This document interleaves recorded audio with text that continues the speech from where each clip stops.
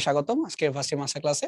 তো আজকে এখানে দেখতে পারতেছি যে পরমাণু মডেল আর নিউক্লিয়ার পদার্থবিজ্ঞান মানে আমাদের চ্যাপ্টার 9 এটার প্রথম লেকচার শুরু হবে। তোমাদের সেকেন্ড পেপারে মোস্ট ইম্পর্টেন্ট চ্যাপ্টার গুলোর মধ্যে চলতরিতের পরে যে সেকেন্ড কারণ আসে তখন সেটা হচ্ছে এটা, মানে তাপগতিবিদ্যার মতো এইটা, এই দুই চ্যাপ্টার হচ্ছে সেকেন্ড ইম্পর্টেন্ট মধ্যে ফেলা যায়, যেখান থেকে গড়ে একটা করে প্রশ্ন প্রতি বছরই বিভিন্ন ভার্সিটি দিয়ে থাকে। এখানে টাইপ বা টপিক অনেকগুলোই আছে, বাট সেটার মধ্যে সবচেয়ে বেশি ইম্পর্টেন্ট যদি বলি বা পরীক্ষায় বেশি আসে, ওটা তোমার হচ্ছে তেজস্ক্রিয়তার পার্ট, মানে ম্যাথমেটিক্যাল পার্টটা। এটা কাজ করা যাক, আগে দেখে নেই যেখানে টোটাল টপিক বা টাইপ আছে কয়টা। তো দেখতে পাচ্ছি এই সম্পূর্ণ অধ্যায়ে টাইপ মাত্র তোমার আছে 5টা, এবং 5টার 5টাই 3 স্টার দেওয়া। আমি আগেই বুঝলাম যে চলতরিতের পরেই যদি কারো নাম আসে তাহলে এই চ্যাপ্টার সেরকম, যেটা মারাত্মক রকমের ইম্পর্টেন্ট। তাহলে বলা যাক যে কোথায় কি কি আছে। প্রথম টাইপ বা টপিকের ভিতরে আমরা অ্যাকচুয়ালি বিভিন্ন মডেল সম্পর্কে ধারণা পাবো, মানে বোরের পরমাণু মডেল, রাদারফোর্ডের মডেল বা সমারফিল্ডের মডেল। কিভাবে তুই পরমাণু গঠনকে ব্যাখ্যা করবা সেই মডেলগুলোকে নিয়ে এখানে মেইন কথাবার্তা চলে যাবে। বা তার মধ্যে যে প্রোটন থাকবে, নিউট্রন থাকবে, ইলেকট্রন থাকবে, কে কবে আবিষ্কার করলেন, আবিষ্কারকের নাম, সাল, এগুলো আমরা এখানে ডিসকাস করে যাব। এখানে এর চেয়ে বেশি আর কিছু নাই। এরপরে সবচেয়ে ইম্পর্টেন্ট পার্ট শুরু হচ্ছে এখান থেকে, যে পরমাণু আকার এবং শক্তি। অ্যাকচুয়ালি পরমাণু আকার, শক্তি এগুলো বোঝার জন্য তোমাকে আগে বোরের পরমাণু মডেলটা পড়তে হবে। তোমাদের এই চ্যাপ্টারে সবচেয়ে বেশি সুবিধা যে জায়গাটায়, সেটা হচ্ছে কেমিস্ট্রিতেও তোমরা এইটা পড়ে আসছো পরমাণু গঠন, তাই দুই পাশেই মার্জ হয়ে যায়। তাই বলতে পারো অর্ধেক চ্যাপ্টার আমাদের আগে থেকেই পড়া আছে। নতুন কোনটা? নতুন পার্টটা হচ্ছে এই তেজস্ক্রিয়তার ভাঙ্গন বা তেজস্ক্রিয়তার ক্ষয় সূত্র। এই জিনিসটা আমরা কেমিস্ট্রির ভিতরে পড়ে আসি নাই, এটা হচ্ছে নতুন, মানে ম্যাথের পার্ট। আর এখান থেকে বলতেছিলাম তোমাদের এমসিকিউ পরীক্ষা কিন্তু প্রশ্নগুলো সাধারণত হয়ে থাকে। তো এই যখন এই ক্ষয়ের সূত্র আসবে বা ভাঙ্গন বা বিভিন্ন রাশি আসবে, আমরা কি নিয়ে কথা বলবো? সবার আগে তেজস্ক্রিয়তার এককটা কি হতে পারে, বা তেজস্ক্রিয়তা জিনিসটা কি, এটা কি আর্টিফিশিয়াল নাকি ম্যানমেড, এগুলা নিয়ে আমরা কাজকর্ম করব। তারপরে মেইন ঘটনা হচ্ছে এটাকে আমরা মডেলে ফেলবো, মানে একটা ক্ষয় সূত্রের মধ্যে ফেলবো। ক্ষয় সূত্রকে গ্রাফিক্যালি কিভাবে রিপ্রেজেন্ট করতে হয়, এই জিনিসগুলো অনেক ইম্পর্টেন্ট। অর্থাৎ ক্ষয় সূত্রের বিভিন্ন প্যারামিটার গুলোকে আমরা গ্রাফে এঁকে এঁকে দেখবো, একবার ওয়াই অক্ষে নিবো, একবার এক্স অক্ষে, যেটা দরকার সেটাকে নিব। এবং সেখান থেকে আমরা প্রেডিক্ট করার চেষ্টা করব যে ওই মডেলটার জন্য অর্ধায়ু কেমন হবে বা গড় আয়ু কেমন হবে, এরকম বিভিন্ন ফ্যাক্টর গুলো আমরা ডিসকাস করবো। এবং এটা সবচেয়ে ইম্পর্টেন্ট পার্টের মধ্যে একটা এই চ্যাপ্টারের। ওকে, যদি এগুলো করা হয়ে যায়, লাস্টলি সেটা হচ্ছে আমাদের ভর ত্রুটি বা সিম্পলি নিউক্লিয়ারের যে ভাঙ্গনের ব্যাপারগুলো, নিউক্লিয়ার বিক্রিয়ার ভিতরে বা দুটা মিলিত হয়ে একটা তৈরি হয়, সেই ব্যাপার নিয়ে ডিসকাস করব। সো এখান থেকে বন্ধন শক্তি বা বাইন্ডিং এনার্জি, এই টপিকটা বেশ সুন্দর, বা তোমার পরীক্ষায় রিটেন আকারে দেওয়ার জন্য কিন্তু এটা বেশ সুন্দর জায়গা। কিন্তু খেয়াল রাখতে হয় যে এখানে যখন আমরা তেজস্ক্রিয় ভাঙ্গনের কথা বলতেছি আর যখন নিউক্লিয়াসের ভাঙ্গনকে নিয়ে কথা বলতেছি, দুটোকে এক করা উচিত না। তার কারণ তেজস্ক্রিয়তাটা হওয়ার জন্য আমরা অ্যাকচুয়ালি স্বতঃস্ফূর্তভাবে করতে চাই, কিন্তু আমরা চাইলে নিউক্লিয়াসকে নিজেরাও নিউট্রনের ধাক্কা মেরে ভাঙতে পারি। তো এই ব্যাপারগুলো একটু কনফিউশন আছে, এগুলো আমরা ক্লিয়ার করব এই বন্ধন শক্তি যখন আসবে তখন। সো হোপফুলি সামারি বুঝা গেছে। খুবই ছোট একটা চ্যাপ্টার এবং খুবই ইজি, আর অর্ধেক তো আগেই পড়ে আসছো, নতুন করে তেমন দেখার কিছু নাই। ঠিক আছে, তাহলে শুরু করি আগে ইজি পার্ট গুলো দিয়ে। অর্থাৎ আজকের আমাদের টপিক হবে প্রথম দুইটা পরমাণুর যে বিভিন্ন মডেল, তার গঠন, তার আকার, তার শক্তি, আমরা এইসব নিয়ে আজকে ডিসকাস করব। তাহলে শুরু করা যাক যে আগে ভার্সিটির বিভিন্ন সালে কোন কোন জায়গায় কি কি প্রশ্ন আসছিল। পরমাণুর যে ভৌত গঠন সেই জায়গাতে খেয়াল করে দেখো, ঢাকা ইউনিভার্সিটির 19-20-এ কোশ্চেন চলে আসছে। জাহাঙ্গীরনগরও এই একই সালে কোশ্চেন করছে। রাজশাহী ইউনিভার্সিটি মোটামুটি টানা কোশ্চেন দিয়েই যাচ্ছে। তো আমি বলতে পারি যে এখান থেকে গ্যাপ দিয়ে হলেও কিন্তু প্রশ্নগুলো মাঝে মধ্যেই চলে আসে, তাই এখানে স্কিপ করা কিছু নাই। একটাবার রিডিং দিয়ে রাখো, তোমার কেমিস্ট্রিতে এটা কাজে আসবে। রিটেন এখনো আসে নাই এবং এখানে আসার কোনো কারণ নাই, যে সত্যি কথা। কারণ তুমি এখানে সব থিওরিক্যাল কথা বলতেছো, প্রোটন কয়টা, নিউট্রন কয়টা, ইলেকট্রন কয়টা, তো সেখানে আসলে রিটেন দেওয়ার মতো কিছু নাই, যে সত্যি কথা আর কি। ঠিক আছে, তা চলো আমরা আগে দেখি গঠন বলার আগে এই পরমাণুর ভিতরে আছে কি। প্রোটন থাকবে, নিউট্রন থাকবে এবং ইলেকট্রন থাকবে। তো এদেরকে তো আবিষ্কার করা লাগবে। তো সবার আগে আবিষ্কারক কারা, একটু এই চার্টটা একবার খেয়াল করি। এখান থেকে প্রায় এমসিকিউ আসে, ইভেন মেডিকেলের পরীক্ষাতেও এখান থেকে কমন প্রশ্ন আসে যে কোন বিজ্ঞানী কোনটা আবিষ্কার করেছিলেন এবং কত সালে আবিষ্কার করেছিলেন। সবচেয়ে বেশি আমি প্রশ্নে আসতে দেখছি এই ইলেকট্রন আর প্রোটনকে নিয়ে। যেটাই হোক, ওটা আমাদের সবচেয়ে কম বেশি দেখার দরকার নেই। মেন কথা তিনটাই মনে রাখতে হবে, তিনটার আবিষ্কারক কে এবং তিনটারই সাল। কেউ জিজ্ঞেস করে যে এই তিনটা কণার মধ্যে সবচেয়ে আগে কোনটা আবিষ্কার হয়েছে, তো খেয়াল করে দেখো ইলেকট্রন, এটা সেই 1899 তখনই কিন্তু আবিষ্কার হয়ে গেছিল এবং এটা আবিষ্কার করছে জে জে থমসন। ওনার ফুল নাম ছিল জে জে থমসন, বা যাই হোক থমসন মনে রাখলেও চলবে। তো এখনকার সময় আমরা জানি যখনই কোনো পরমাণুকে প্রকাশ করতে হয় আমরা এখানে কয়েকটা ব্যাপার খেয়াল রাখি। ভর সংখ্যা হইতে হবে, পারমাণবিক সংখ্যা হইতে হবে এবং তারপরে আমরা ফাইনাইটকে লিখবো। তো ধরো ভর সংখ্যাকে লেখি কি দিয়ে? ভর সংখ্যাকে লিখতে হয় এ দিয়ে। কিন্তু ভরটা হবে কিভাবে? ভরটা হওয়ার জন্য প্রোটন এবং নিউট্রন দায়ী। সো প্রোটন আর নিউট্রন সংখ্যাকে যোগ করলেই পাওয়া যাবে ভর সংখ্যা। আর প্রোটন নিজেই একাই ইন্ডিকেট করে পারমাণবিক সংখ্যা। পারমাণবিক সংখ্যাকে আমরা জেড দ্বারা প্রকাশ করি। তাই যদি আমরা ভর এবং পারমাণবিক সংখ্যার মধ্যে বিয়োগ করি, বিয়োগ করলেই কিন্তু নিউট্রন সংখ্যা কত সেটা পেয়ে যাব। সাধারণত প্রোটন সংখ্যা আর ইলেকট্রন সংখ্যা সেম হয়। প্রোটন সংখ্যা আর ইলেকট্রন সংখ্যা সাধারণত সেম হয়, এটা মনে রাখতে হবে। কারণ নরমালি যে কোনো মৌল নিউট্রাল হয়, পজিটিভ চার্জও হবে না, নেগেটিভ চার্জও কিন্তু হবে না। তাহলে আমরা প্রকাশ করব কিভাবে? এই দেখো লিখে দেওয়া আছে যে আমরা যে কোনো এক্স মৌলকে উপরে লিখবো এ আর নিচে লিখবো জেড। এই এটা বামেও রাখতে পারো ডানেও রাখতে পারো, সমস্যা নাই। এখানে এ বলতে আমরা ভরকে বুঝবো আর জেড দ্বারা আমরা পারমাণবিক সংখ্যাকে বুঝবো। তো যেমন ধরো যদি আমরা একটা এক্সাম্পল নেই, সোডিয়ামের কথাই যদি বলি, সোডিয়ামের ক্ষেত্রে ভর সংখ্যা তোমার হচ্ছে 23 আর পারমাণবিক সংখ্যা তোমার হচ্ছে 11। এখান থেকে আমি কি বলতে পারি? এখান থেকে বলতে পারি যে প্রোটন আছে 11টি, তাহলে ইলেকট্রন সমসংখ্যক 11টিই থাকার কথা। কিন্তু নিউট্রন বের করবো কিভাবে? নিউট্রন পাওয়া যাবে 23 আর 11 এই দুইটার বিয়োগফল থেকে, তাহলে বাদ দিলে হয় 12। তাহলে নিউট্রন সংখ্যা তোমার হচ্ছে 12। এভাবে আমরা যে কোনো মৌলকে এক দেখাতে প্রোটন ইলেকট্রন নিউট্রন কয়টা আছে এগুলোকে ডিফাইন করে ফেলতে পারবো। তবে একটা কথা বলে রাখি, আমি বারবার বলতেছি নিউট্রন থাকবে, যোগ বিয়োগ করে বের করব। নিউট্রন থাকতেই হবে এমন কোনো কথা নাই। এবং এরকম একটা এক্সাম্পল হচ্ছে, একটাই এক্সাম্পল আছে অবশ্য, সেটা হচ্ছে আমাদের হাইড্রোজেন। শুরুতেই 1,1।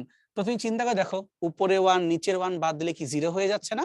তার মানে হাইড্রোজেন যে 1,1 সেইটার কোনো নিউট্রন থাকে না। এটা একমাত্র উদাহরণ, এরকম উদাহরণ তুমি অন্য কোথাও পাবা না। কিন্তু হ্যাঁ, হাইড্রোজেন থেকে ডিউটেরিয়াম বা টিট্রিয়াম যখন হয়ে যাবে তখন কিন্তু আবার নিউট্রন সংখ্যা অ্যাড হবে, সেটা পরে কথা, ওটাকে আমি এখানে আনতেছি না, একটু খেয়াল রাখবো। এবার চিন্তা করা যাক এই কণাগুলোর ভর কেমন হইতে হবে। এই কণাগুলো যেহেতু অতি সূক্ষ্ম, তাহলে এদের ভরও অনেক অনেক কম হয়। তো এই ভরগুলোকে আমরা কেজিতে সাধারণত প্রকাশ করি না, আমরা সাধারণত এগুলাকে AMU এই একক দ্বারা প্রকাশ করি।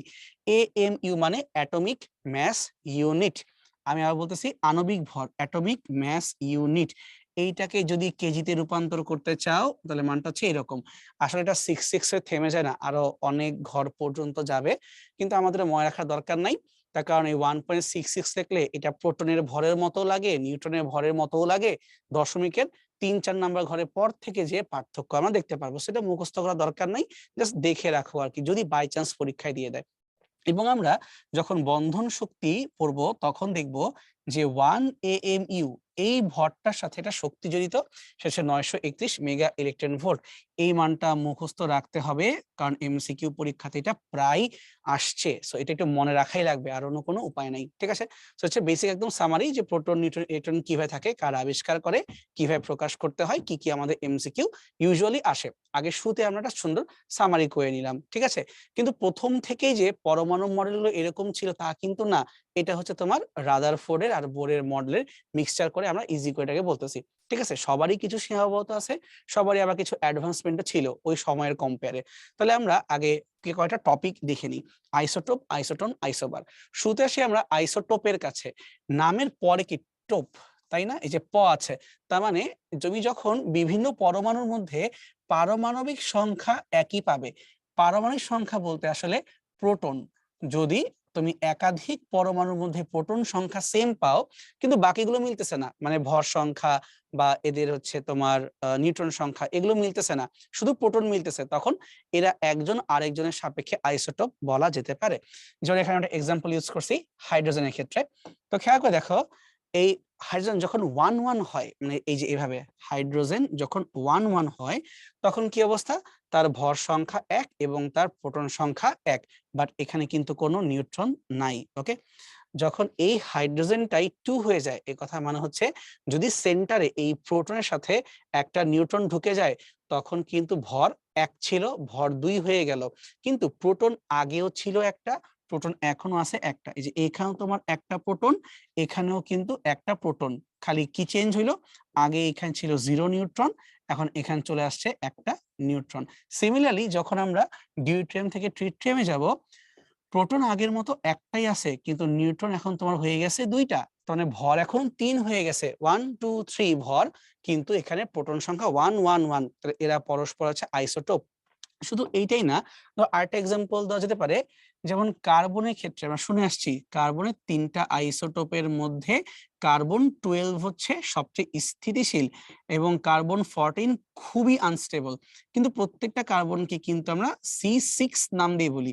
তাহলে এই যে 3টা কার্বন লিখলাম, কার্বন 12, কার্বন 13, কার্বন 14, এরাও কিন্তু পরস্পরের আইসোটোপ, কারণ প্রত্যেকের নিচেই পারমাণবিক সংখ্যা 6 করে আছে, যদিও ভর সংখ্যাগুলো ভিন্ন। ঠিক আছে, সেটা হচ্ছে আইসোটোপ। ঠিক একইভাবে চাইলে আমরা আইসোবারকেও আনতে পারি। আইসোবার লাস্টের এই লেখার বার, ভর, যার ভর সংখ্যা সমান।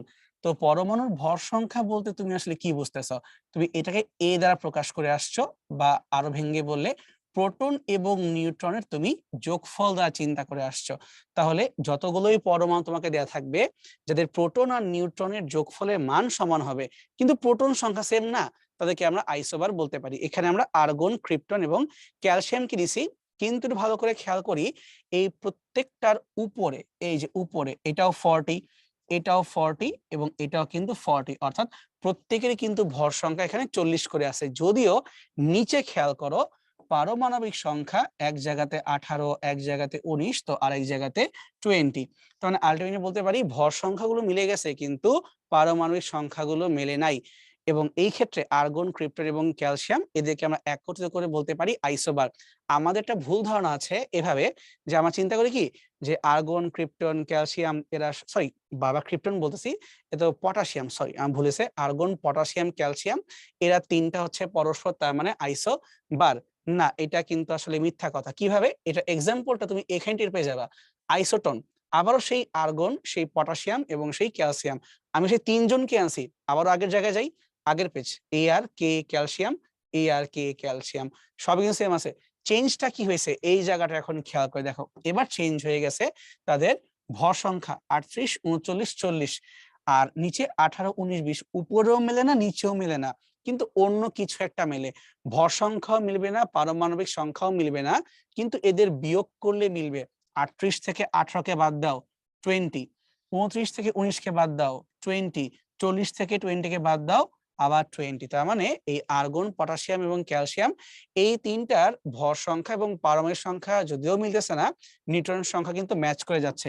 যখনই এমনটা হয় তাকে বলি আমরা আইসোটোন। অর্থাৎ তুমি কখনোই এই পারমাণবিক নাম দেখে কিছু কমেন্ট করে বসবা না, তুমি ভর সংখ্যা, প্রোটন সংখ্যা, নিউট্রন সংখ্যা সব আগে চেক দিবা, তারপরে কমেন্ট করবা যে এটা কি আইসোটোন নাকি আইসোটোপ নাকি আইসোবার নাকি কিছুই না। আমি চেক না করে কখনো কোনো কমেন্ট করব না, এটা খেয়াল রাখতে হবে। ঠিক আছে? আচ্ছা, তাহলে এখন আসো কিছু এমসিকিউ সলভ করা যাক। চট্টগ্রাম ইউনিভার্সিটি 21-22, ডিউটেরিয়ামে কয়টি নিউট্রন থাকে? সো হাইড্রোজেন, ডিউটেরিয়াম, ট্রিটিয়াম, মানে 2 নাম্বার, তা যার ভর তোমার হচ্ছে 2, তাহলে একটা প্রোটনের সাথে তার থাকবে একটা নিউট্রন। তাহলে কয়টা নিউট্রন হইলো? একটা নিউট্রন হইলো। ঠিক আছে, সো এটা হচ্ছে আমাদের অ্যান্সার বি, বা সিম্পলি H2 যাকে বলতেছি আমরা। কোন পরমাণুর নিউক্লিয়াসে নিউট্রন নেই? উপর নিচে বিয়োগ করলে 0 হইতে হবে। 2 থেকে 1 বাদ দেওয়া মানে একটা নিউট্রন, 3 থেকে 1 বাদ দেওয়া মানে 2টা নিউট্রন, 1 থেকে 1 বাদ দেওয়া মানে 0 নিউট্রন। তাহলে অ্যান্সারটা হবে এইটা, অ্যান্সার সি, 0 নিউট্রন অথবা হাইড্রোজেন। এটা আমাদের যদিও মুখস্থ, বাট তারপর একবার ক্রস চেক দিয়ে আমরা সামনে আগাইলাম। নিচের কোনটি একটা আইসোটোনের উদাহরণ? ফার্স্ট অফ অল এই চেহারা দেখেই বলতে পারতেছি, মানে একটা অপশন না দেখে একটা অ্যান্সার হবে না। তুমি ভাবতে পারো এটা কিভাবে সম্ভব, তার কারণ তুমি যখন আইসোটোন, আইসোটোপ, আইসোবার এভাবে বলতেছো, 2জনকে লাগবে না, পেয়ারকে লাগবে না, তুমি কি একজনকে দেখে কখনো বলতে পারবা আইসোটোপ, আইসোটোন, আইসোবার কোনটা? বলতে পারবে না। সো কোশ্চেনটা এক দেখাতেই ভুল। কিন্তু তাহলে রাখছি কেন এখানে? তার কারণটা হচ্ছে এইভাবে যে যদি আমি সি আর ডি কে কম্পেয়ার করি, তাই দেখো তো এই 40 আর 20 বিয়োগ করলে কত আসে? নিউট্রন সংখ্যা আসে 20। আর যে এখান থেকে বিয়োগ করি 13 আর 19, তখন কিন্তু নিউট্রন সংখ্যা আসে 20। তার মানে এই ক্যালসিয়াম আর পটাশিয়াম এরা কিন্তু একটার সাথে আরেকটাকে বলতে পারি আইসোটোন। বাট প্রশ্নকর্তা যিনি এই কোশ্চেনটা দিছিলেন তার লেখার ফরম্যাট ঠিক ছিল না। তো যদি কখনো পরীক্ষায় তুমি এরকম কোশ্চেন দেখো, বেটার অ্যান্সার করার দরকার নাই, স্কিপ করো। মানে ভুল দাগায় তো মার্ক নেগেটিভ করার কোনো মানে হয় না, তাই না? তুমি তো যাও না স্যারের মাথায় কি ছিল, সে স্কিপ করবা। জাহাঙ্গীরনগরের পরীক্ষায় অনেক ক্ষেত্রে এরকম কিছু উড়াধুরা কোশ্চেন থাকে, মানে উত্তর নাই, অথবা দেখা যায় অঙ্ক করে অঙ্কের মান মেলে না বা ধারে কাছেও মেলে না। তো এরকম ক্ষেত্রে বেটার কনফিউজ যদি হও ছেড়ে দাও, দরকার নেই একটা দাগানোর। ভুল করাচ্ছে ব্ল্যাঙ্ক রাখা বুদ্ধিমানের কাজ। আচ্ছা, এবার তাহলে আমরা আসি যে আরেকটা কোশ্চেনে। একটি সোডিয়াম মৌলের পারমাণবিক ভর এত, অন্যদিকে এই এর পারমাণবিক ভর এত, এটা কেন? তার কারণটা হচ্ছে অ্যাকচুয়ালি যে মিন করতেছে যে নরমালি তো আমাদের এরকম ভরগুলো হওয়ার কথা না, কিন্তু এখানে কোনটা কেন হচ্ছে? তার খুব সিম্পল রিজনটা হচ্ছে উভয়েরই আইসোটোপ আছে, তাই হইতেই পারে, এটা কোনো ইম্পসিবল কিছু না, এটা হইতেই পারবে। আচ্ছা, নিচে কোনটি আইসোটোনের উদাহরণ? আমি আগেই বলছিলাম যে ক্যালসিয়াম আর এটা, সো এক্সাম্পল নাই, তাহলে উভয়ের আইসোটোপ আছে, এটা আমরা আগে বলেছিলাম। কোন মৌলিক পদার্থের নিউক্লিয়াসের সাধারণ সংকেত কোনটি? আমরা জানি উপরে থাকবে এ, নিচে হবে জেড, আর প্রকাশ করবো আমরা এক্স কে দিয়ে। তাহলে উপরে এ, নিচে জেড এবং তোমার হচ্ছে এক্স, এইটা হচ্ছে আমাদের জন্য সাধারণ সংকেত। আচ্ছা, এখন দেখো এইবার কোশ্চেন ঠিক আছে, এই দুইজন পরস্পরে কেমন, দুইজনকে কম্পেয়ার করতে হবে না? তাহলে এইটা যৌক্তিক, এখানে কোনো সমস্যা নাই। তাহলে 40 আর এখানেও 40, দুই পাশেই ভর মিলে গেছে। তাহলে ভর মিলে গেলে কি বলি আমরা? ভর মিলে গেলে আমরা বলি আইসোবার। ওকে ফাইন, সামনে আগাই। 1 মেগা ইলেকট্রন ভোল্ট কত জুল? ফার্স্টেই মেগা মানে কি? মেগা মানে 10 টু দি পাওয়ার 6, আর electron volt 1.6 10 to the power -19। তাহলে 1.6 থাকলো তার জায়গাতে, আর 10 টু দি পাওয়ার 6 আর 19 যোগ বিয়োগ করলে কত হয়? -13। এখন কাটাকাটি করে ফেলি, যা পাচ্ছি এর চেয়ে সিম্পলিফাই করা দরকার নেই। তাহলে 1.6 10 টু দি পাওয়ার -13 এত জুল। সো মেগাকে পাওয়ার 6 করলাম, আর ইলেকট্রন ভোল্টকে ইলেকট্রনের চার্জ দ্বারা গুণ করে জুলে রূপান্তর করলাম। একদম সিম্পল জিনিস, ফাইন। অ্যালুমিনিয়াম নিউক্লিয়াসের সংকেত 27 13 হলে নিউট্রন সংখ্যা কত? নিউট্রন কিভাবে বের করবা? উপরের আর নিচের ডিফারেন্স দেখবা, 27 আর 13 ডিফারেন্স কত? এখানে তোমার হচ্ছে বিয়োগ করলে হয় 1, 7 থেকে 3 বাদ দিলে হয় 4, 14। তাহলে এখানে নিউট্রন সংখ্যা তোমার হওয়ার কথা 14, পারমাণবিক সংখ্যা হবে 13, আর ভর সংখ্যা তোমার হবে 27। ইজি জিনিস, ভুল করা কিছু নাই। কত সালে কে প্রোটন আবিষ্কার করছিলেন? সুন্দর প্রশ্ন। রাদারফোর্ড 1919 সালে প্রোটন আবিষ্কার করছিলেন। আমি কিন্তু বলছিলাম যে এই কোশ্চেন গুলো পরীক্ষায় প্রায় আসে, ইভেন মেডিকেলের পরীক্ষাতেও কিন্তু আসে, সেটা আমাদের মুখস্থ ডাইরেক্ট বসাবো। আসলে এই জায়গাতে বুঝানোর কিছু নাই, এখানে এটা হয় আবিষ্কার হয়েছে, এটা ঘটনা ঘটছে, সো এটাই আমাদেরকে জ্ঞানমূলক প্রশ্ন আকারে অ্যান্সার করতে হবে। পারমাণবিক সংখ্যা 12 এবং ভর সংখ্যা 25 বিশিষ্ট একটা নিউক্লিয়াসে কয়টি প্রোটন এবং কয়টি নিউট্রন আছে? তো পারমাণবিক সংখ্যা নিজিত প্রোটনকে বোঝাচ্ছে, আর নিউট্রন কেমনে পাবো? নিউট্রন পাবো হচ্ছে ভর এবং এই প্রোটন সংখ্যার বিয়োগফল। তাহলে 25 থেকে যদি আমরা 12কে বাদ দিই তাহলে কত হয়? 13 হয়। তাহলে প্রোটন হচ্ছে 12টা আর তোমার নিউট্রন হচ্ছে 13টা, তাহলে 12,13। সবসময় মনে রাখবা, যার নাম প্রশ্নে আগে তাকে অবশ্যই আগে রাখবো বা তাকে অবশ্যই লবে রাখবো, বি কেয়ারফুল, ঠিক আছে? সো 12,13 হচ্ছে আমাদের এখানে অ্যান্সার। এটাই বলতেছিলাম যে আমরা যখনই এই মডেলগুলো নিয়ে কথা বলতেছি, শুরুতেই মডেলটা এরকম ছিল না যে একদম স্টার্টিং এ যাই, যে প্রথম এই কথাগুলো বলছিলেন জন ডাল্টন। এটা কিন্তু আমরা মেইনলি কেমিস্ট্রির মধ্যে পড়ছি, যে অ্যাটম নামে একটা ওয়ার্ড উনি ইউজ করছিলেন, যে এর চেয়ে নিচে আর যাওয়া যাবে না, ওকে আর ভাঙ্গা যাবে না। তাহলে সর্বনিম্ন পর্যায় পর্যন্ত তুমি যখন যাবা, সবচেয়ে ছোট যে আকৃতি তুমি পাবা, এটাকে উনি অ্যাটম বলে চালাই দিছিলেন, বা সিম্পলি সলিড স্ফিয়ার মডেল বলে উনি বলছিলেন, এবং ওনার মতে এটাকে আর তুমি ভাঙতে পারবা না, এটা নাকি অবিভাজ্য। কিন্তু পরবর্তী দেখা গেল যে না, এটা ভুল কথা, এটাকে আসলে ভাঙা যাবে। বাট তারও আগে যে থমসন উনি নিজে আরেকটা মডেল দাবি করলেন, প্লাম পুডিং মডেল। এই কথা মানে কি? যে ধরো যখন আমরা পুডিং বানাই, উপরে কিসমিস অনেক কিছু দিয়ে দেই না, তো ওনার দাবি ছিল যেরকম ইলেকট্রন গুলো উপর দিয়ে ভাসমান অবস্থায় থাকতে পারে। এবং দেখো, যে থমসনই কিন্তু সবার আগে ইলেকট্রন আবিষ্কার করছিলেন, এই জন্যই ওনার মাথায় এরকম মডেল চলে আসছিল, ঠিক আছে?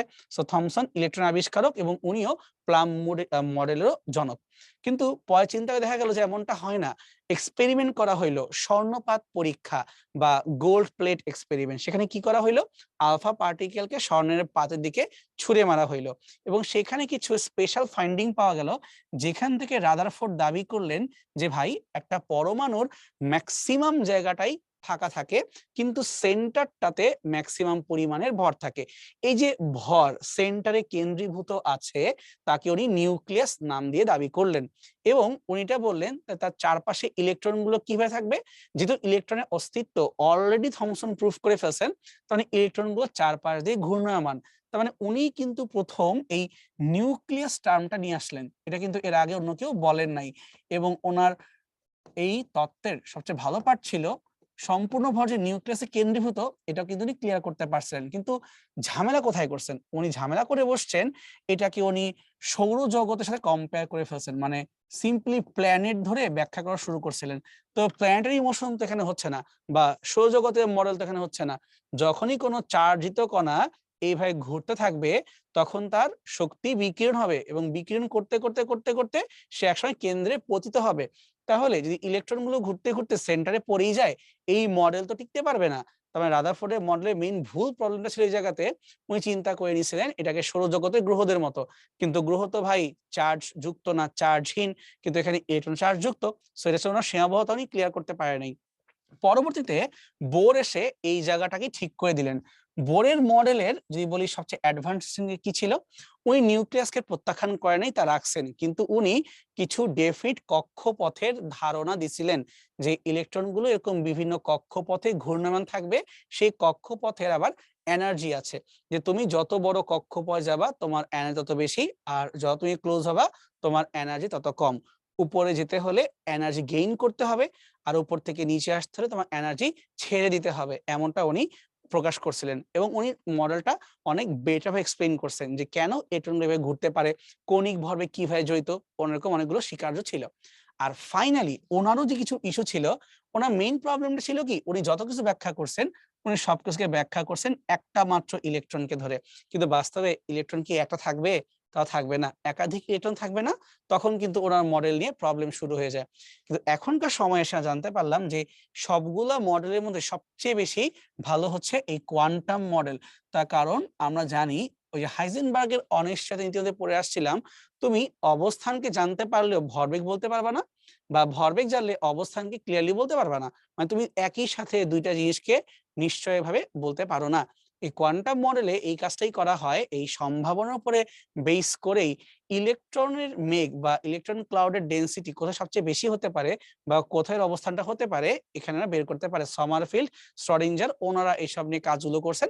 সো তুমি যদি অনার্সে বা আরো উপর লেভেলে যেখানে কাজ করো তখন তুমি জানতে পারবা, আদারওয়াইজ এগুলো আমাদের এই লেভেলে আপাতত দরকার নেই। তাহলে এখন যাই আমরা পরমাণু আকার এবং শক্তি এই ব্যাপার নিয়ে। খেয়াল করে দেখো রিটেন প্রশ্ন হিসেবে জগন্নাথে 18-19-এ অলরেডি এখান থেকে কোশ্চেন চলে আসছে। ঢাকা ভার্সিটি 18-19, 15-16, 13-14। আর এটাই যে খেয়াল করো জিএসটি সাস্ট মানে রিসেন্ট ইয়ার গুলোতে মোটামুটি কিন্তু এখান থেকে প্রশ্নগুলো আসতেছে, একটু গ্যাপ গ্যাপ দিয়ে আসে।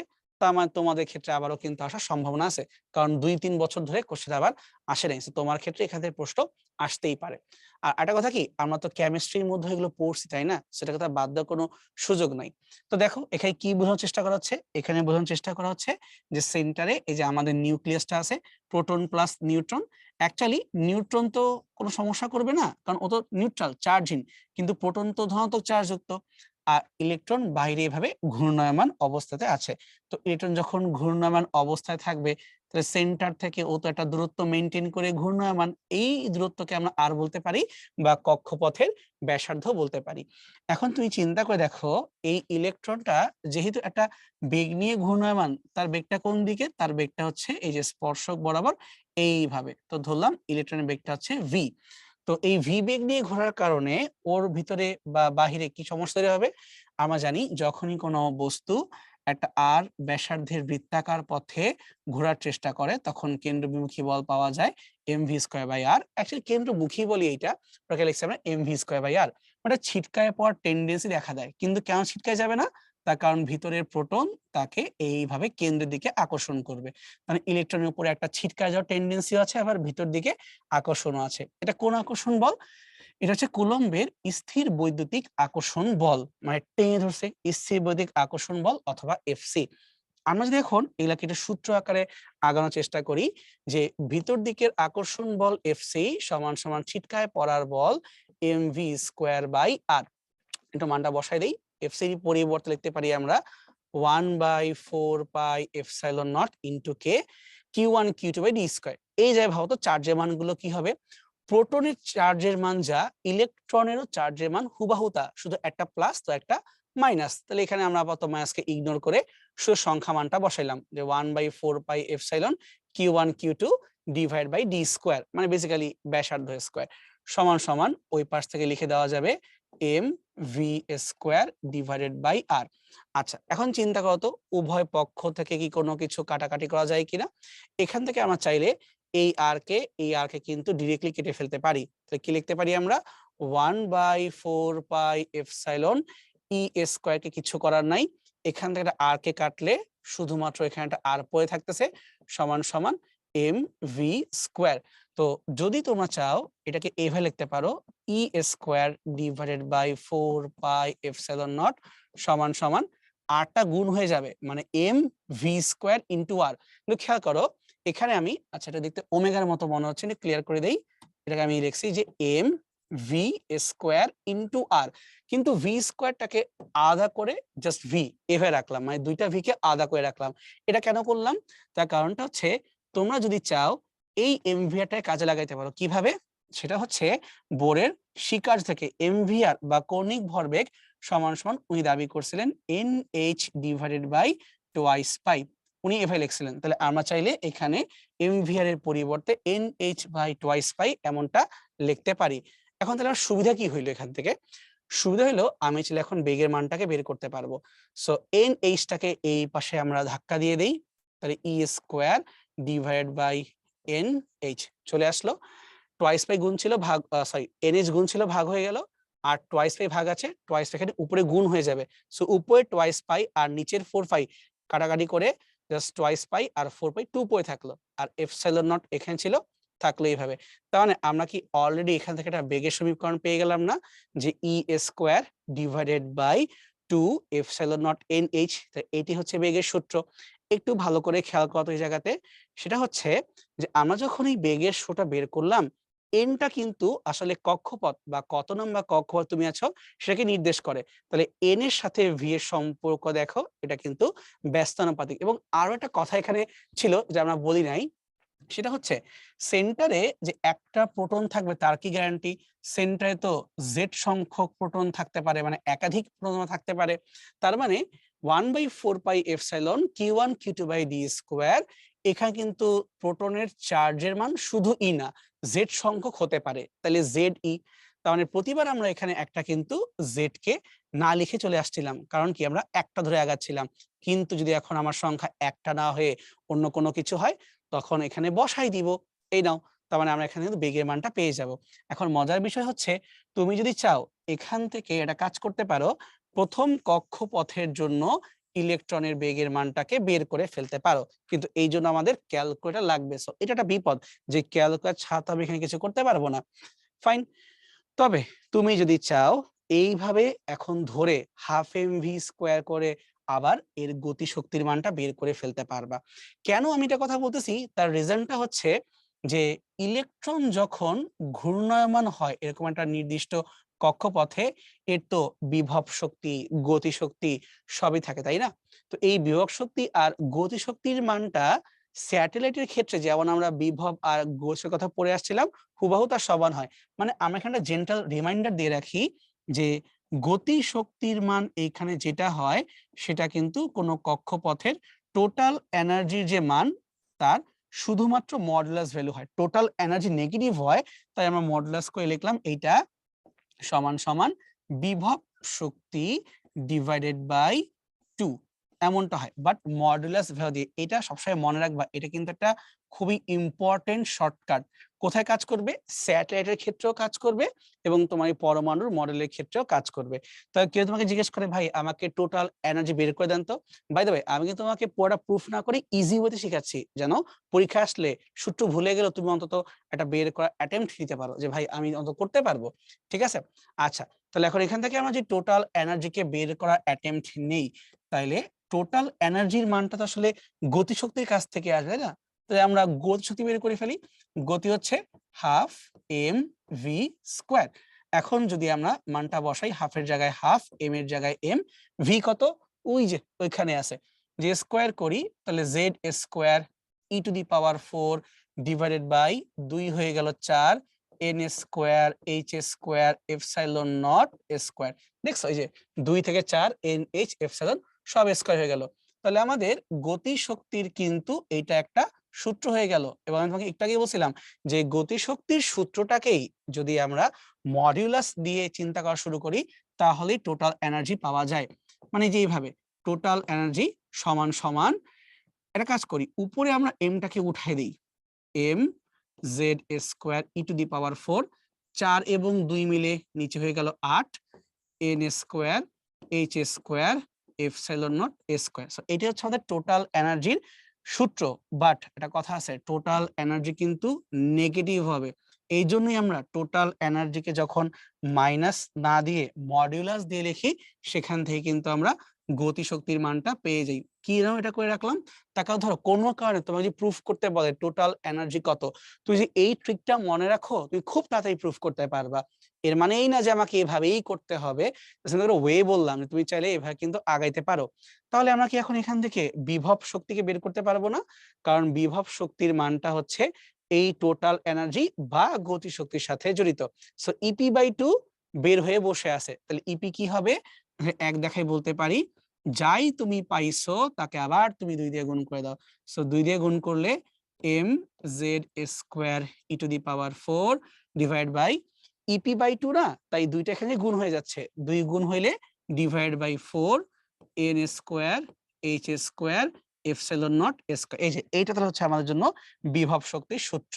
তুমি ভাবতে পারো, ভাই এটা কেমন কথা, বিভব শক্তি পাওয়ার জন্য টোটালকে আপনি 2 দিয়ে গুণ করলেন? না, ব্যাপারটা উল্টা। মাইনাস চিহ্ন যদি থাকে তখন কিন্তু বড় সংখ্যা ছোট আর ছোট সংখ্যা বড় হয়। কিভাবে? একবার চিন্তা করো তো, 2 আর 3 কম্পেয়ার করলে নিঃসন্দেহে 3 বড়, কিন্তু -2 আর -3 কম্পেয়ার করলে উল্টা। এই জন্যই তুমি যখন 8 দিয়ে ভাগ করতেছো, উল্টা মানটা বেড়ে গেছে, আর 4 দিয়ে ভাগ করলে মানটা উল্টা কমে গেছে, কারণ তুমি মাইনাস দিছো। তো যা তুমি জানো তারপর এক্স্যাক্টলি এখানে উল্টা হয়ে যাবে, সে কথা মনে রেখো। এখন প্রশ্ন উঠতে পারে, আমি এই ঘটনাগুলো ঘটাচ্ছি কেন, মানে আমার অ্যাকচুয়ালি উদ্দেশ্যটা কি? এখানে উদ্দেশ্য আছে, সেটা হচ্ছে আমরা এই বক্স গুলোর কাছ থেকে চাইলেই শর্টকাট বের করতে পারি। এই কথা মানে হচ্ছে, তুই পরীক্ষায় এত কিছু লিখতে পারবা না, সম্ভব না, না আছে জায়গা না আছে ক্যালকুলেটর। কিন্তু আমরা এটাকে চাইলে ইজি করে এইভাবে ভাবতে পারি, প্রত্যেকটা সূত্র থেকে কিভাবে প্রথম স্তরের মানটা বের করে ফেলা যায়, প্রত্যেকটা থেকে। তাহলে আমরা যদি এটাকে টার্গেট নিই, Z E square 2NH epsilon not, এখানে কি কি চিন্তা করা দরকার আছে? জেড আর এন। জেড ডিপেন্ড করে পরমাণুর উপরে যে ভিতরে কতগুলো প্রোটন, আর এন ডিপেন্ড করে কোন কক্ষপথে তুমি জানতে চাও। কিন্তু ই স্কোয়ার 2H এপসাইলন এগুলা কিন্তু কিচ্ছু বদলাবে না, এগুলা কিন্তু কনস্ট্যান্ট থেকে যাবে। তার মানে আমরা যদি চাই, এভাবে বলতে পারি, যদি কোনোভাবে আমরা প্রথম কক্ষপথে বেগটাকে বের করতে পারি, তার সাপেক্ষে আমরা যে কোনো কক্ষপথে বেগটাকে বের করতে পারি। কিভাবে? প্রথম কক্ষপথে বেগ যাই হবে, তার মানে জেড আর এন এটা বাদে বাকি যা কিছু আছে, এটি কিন্তু প্রথম কক্ষপথের মান। কেন? কারণ এন এর মান তখন 1 আর জেড তো বাই ডিফল্ট সেট থাকলো। তাহলে আমি যদি প্রথম কক্ষপথের মানের সাথে জেড বাই এন কে গুণ করে দেই, তাহলে আমি যে কোনো কক্ষপথেই ইলেকট্রনের রৈখিক বেগকে বের করে ফেলতে পারবো। শুধু আমাকে কি মুখস্থ করতে হবে? প্রথম কক্ষপথের বেগ, কারণ এইটা ভাই আমি বের করতে গেলে মরে যাব, অসম্ভব। তাহলে এই মানটা কত হয়? এই মানটা মোটামুটি হয় 2.16 2.17, বা কেউ কেউ বলে ভাই 2.18, রাফলি 2.2, এইভাবে into 10⁶ metre per second. Please একটু মনে রাখার চেষ্টা করবা যে হাইড্রোজেনের ক্ষেত্রে প্রথম কক্ষপথের বেগটা হয় 2.16 2.18 মানে 2.2 এর মতো 10⁶ মিটার পার সেকেন্ড। আর অন্য যে কোনো কক্ষপথ বের করতে গেলে z/n দিয়ে গুণ করে দিব, কাজ হয়ে যাবে। হাইড্রোজেন বললে z এর মান 1 আর কক্ষপথ তো হচ্ছে n নিজেই। এখানে আরেকটা সুন্দর এমসিকিউ লুকায় আছে, সেটা হচ্ছে এই যে প্রথম কক্ষপথের বেগ নিয়ে কথা বলতেছি, এটা কিন্তু আলোর বেগের সাথে কানেক্টেড। এটা মেডিকেল পরীক্ষা আরেকটা এমসিকিউ, যে হাইড্রোজেনের প্রথম কক্ষপথে ইলেকট্রনের বেগ আলোর বেগের কত গুণ বা কত ভাগ। নিঃসন্দেহে গুণ তো হবে না, কিন্তু ভাগ হবে 1/137। সো পরীক্ষা যদি বলে কত ভাগ, তাহলে বলবা 137। আর যদি পরীক্ষা বলে কত গুণ, তাহলে বলবা 1/137 এত গুণ। মানে মেইন কথা ওকে হরে রাখতেই হবে, ভাগ করে করো গুণ করে করো যেমনি করো, ঠিক আছে। সো এটা হচ্ছে আমাদের একটা এমসিকিউ এর জন্য ট্রিক, মনে রাখবা। বেগ বের করে ফেলছি, এখন কি চাইলে আমরা এনার্জিও বের করতে পারবো না? তো দেখো একটু আগে এখানে আমরা এনার্জি বের করছিলাম, পটেনশিয়াল না, আমার দরকার টোটাল এনার্জি। তাহলে ফোকাস করো যে এখানে আমরা কি কি কে আলাদা করতে পারবো। সবার আগে এখানে খেয়াল করে দেখি, এম এটা বদলাবে না, ই এটা বদলাবে না, কিন্তু জেড তো বদলাইতেই পারে। জেড কোত্থেকে আসবে? তোমার পরমাণু কেমন সেখান থেকে আসবে। এইট বদলাবে না, এইচ বদলাবে না, এপসাইলন বদলাবে না, কিন্তু এন তো বদলাইতেই পারে। কত নাম্বার কক্ষপথে যাবা? এবং খেয়াল করো জেড আর এন দুইটাই কিন্তু শুধু স্কোয়ার আকারেই আছে। জেড আর এন দুইটাই শুধু স্কোয়ার আকারে, বাকি সব তুমি এখান থেকে ভুলে যাও। তাহলে এখান থেকে আমরা আবারও দাবি করতে পারি, যদি কোনোভাবে প্রথম কক্ষপথের শক্তিটা একবার বের করতে পারতাম, তাহলে সেখান থেকে আমরা যে কোনো কক্ষপথের শক্তি বের করতে পারবো। তাহলে বাকি যেই পদগুলো এখানে আছে, এই যে M E eight H F, সবাই মিলে প্রথম কক্ষপথের মান, শুধু উপরে জেড আর নিচে এন, এবং দুইটাই শুধু স্কোয়ার, মানে অন্য কোনো ঝামেলা নাই। তাহলে উপরে তুমি দিবা জেড স্কোয়ার আর নিচে তুমি দিবা এন স্কোয়ার। এই নাও, তাহলে তোমার এটা হয়ে গেল অন্য যে কোনো কক্ষপথের জন্য টোটাল শক্তির মান কত। কিন্তু ওইটার মতো জানতে তো হবে আগে প্রথম কক্ষপথের মান কত। ক্যালকুলেটরে যদি তুমি বসায় দাও, করলেই পাবা -13.6 ইলেকট্রন ভোল্ট। এটা আমি মুখস্থ করব, এটা সাপেক্ষে এটা আমি বের করব। আশা করি বোঝা গেছে। ঠিক একইভাবে আমরা চাইলে শক্তি আর বেগের মতো ব্যাসার্ধকেও বের করতে পারি। এই জায়গায় আমি বের করি নাই, বেশি ক্লামজি হয়ে যাইতো, আমি করি নাই, বাট এখান থেকে করা যাবে। এই যে mvr সমান nh/2 পাই, তাহলে আর মানে কি ওই পাশে বসায় দাও, তাহলে আর সমান সমান mv দিয়ে ভাগ হবে, আর এই ভিটাকে বসাই দিব। বসাই দিয়ে এটা আর এর এরকম শর্টকাট ছেড়া পাওয়া যাবে, কিন্তু এটা আমি প্রুফ করতেছি না। এইটা এই যে সুন্দর করে এখানে একদম সিকোয়েন্স বাই সিকোয়েন্স সামারি করে লিখে দেওয়া আছে, যেখানে আমরা টোটাল কি কি বিষয়কে খেয়াল রাখবো বা কিভাবে এই বোরের পরমাণু মডেলটা কাজ করতেছে সুন্দর করে লিখে দেওয়া আছে। ইভেন কেমিস্ট্রির মধ্যেও তোমরা এটা পড়ে আসছো, তাই আমি বেশি ভয় পাচ্ছি না। সাধারণত এই ডি ব্রগলি সমীকরণ দিয়ে আমাদের ফিজিক্সে বেশি প্রশ্ন হয় না, কিন্তু কেমিস্ট্রিতে এখান থেকে বেশ ভালো পরিমাণেরই প্রশ্ন আসে, যে ভরবেগের সাথে তুমি কিভাবে তরঙ্গ দৈর্ঘ্যকে কানেক্ট করবা। বোরের পরমাণু মডেলে যে একটা স্বীকার্য ছিল mvr সমান সমান nh/2 পাই, এই যে এটাও এখানে মার্ক করে দেওয়া আছে। এখানে এন বলতে যততম কক্ষপথ নিয়ে কথা বলতেছ সেইটা, বুঝতে পারছি। আর একটু আগে আমি যে প্রুফ গুলো করলাম না, ওই যে শক্তির ক্ষেত্রে বা বেগের ক্ষেত্রে, সেটাকে এই এমসিকিউ এর জন্য আরেকবার সামারি করে এখানে লিখে দেওয়া আছে। এটা প্রুফ করে দেওয়া নাই, প্রুফটা আমি একটু পড়ে আসছিলাম মনে রাখার জন্য। দেখো এই শক্তি বের করে দিছিলাম যে এটা কেন আসে, তারপরে বেগটা বের করে দিছিলাম, এখানে আবার বেগটা লেখা নাই, এখানে তোমার প্রথমে ব্যাসার্ধ লিখে দেওয়া আছে। সো ব্যাসার্ধের ক্ষেত্রে এই যে n²/z × 0.53। সবসময় আমাদেরকে যে মানটা মুখস্থ রাখতেই হয় সেটা হচ্ছে প্রথম কক্ষপথের ক্ষেত্রে মানগুলো কি, সেটা প্রথম কক্ষপথের ব্যাসার্ধই হোক আর সেটা প্রথম কক্ষপথের তোমার এনার্জি হোক, এটা একদম মুখস্থ রাখতে হবে। আর বেগের মানটাও আমি ওখানে ক্লিয়ারলি প্রুফ করে দিছিলাম যে 2.2 এর মতো রাফলি 10⁶। ঠিক আছে। তাহলে এখন যদি আমরা বুঝে গেছি কোন শর্টকাট কি, কিছু তো প্রবলেম সলভ করা যেতে পারে। GST 2020-21 problem. এত শক্তি বিশিষ্ট একটা ফোটনের তরঙ্গ দৈর্ঘ্য কত ন্যানোমিটার? এটা একদম পিওর কেমিস্ট্রি প্রশ্ন হয়ে গেল। ই সমান সমান এইচ এফ হতে পারে, আবার ই সমান সমান এইচ সি বাই ল্যামডাও হতে পারে। তাহলে আমরা এখান থেকে ল্যামডাকে বের করতে চাই, তাই আমরা এইচ সি কে ই দ্বারা ভাগ করব। মান যখন বসাবা একটু কেয়ারফুলি বসায়ও। সি এর মান 3 × 10⁸ রাখলাম। এনার্জি কত বলছে? এত জুল, তাহলে আগে ওকে লিখে নেই 6.63 × 10⁻⁶ মাইনাস 19। কেন আগে লিখলাম? তার কারণ প্ল্যাঙ্কের ধ্রুবকটাকে নিচের মতো মিলে লিখবো, মানে 6.626 এভাবে না লিখে 6.63 এভাবে লিখবো। এখন তুমি এটা বলো 6.626 10 টু দি পাওয়ার মাইনাস 37, এটা হচ্ছে আমাদের এইচ এর ভ্যালু। এখন যদি আমরা কাটাকাটি করি তাহলে নিঃসন্দেহে বের করতে মানটা কত। আমি একটা কাজ করতেছি, আমি এখানে কনস্ট্যান্ট থেকে চেক করতেছি যে সব ঠিক জায়গা আছে কিনা। না, 37 তো এই এসআই ইউনিটে হবে না, এত হবে 34, 6.626 10 টু দি পাওয়ার মাইনাস 34। আচ্ছা, যে কাটাকাটি করতে চাও সহগগুলোর প্রথম পার্ট কিন্তু ডাইরেক্ট কাটাকাটি যাবে, 6.63 6.63 ডাইরেক্ট তুমি কাটতে পারবা। পড়ে থাকলো কি এখানে একটা 3 আর বাকি হচ্ছে পাওয়ার। মাইনাস 19 যদি উপরে যায় তা কি প্লাস হয়ে যাবে, তাহলে 8 আর 19 যদি যোগ করো তাহলে কত হয় 27। 27 34 বাদ দিয়ে দাও তাহলে পাওয়ার হচ্ছে -7। তাহলে 3 × 10 টু দি পাওয়ার -7 এত আমাদের মিটার এককে আসছে। কিন্তু প্রশ্নে বলছে কত, ন্যানোমিটার।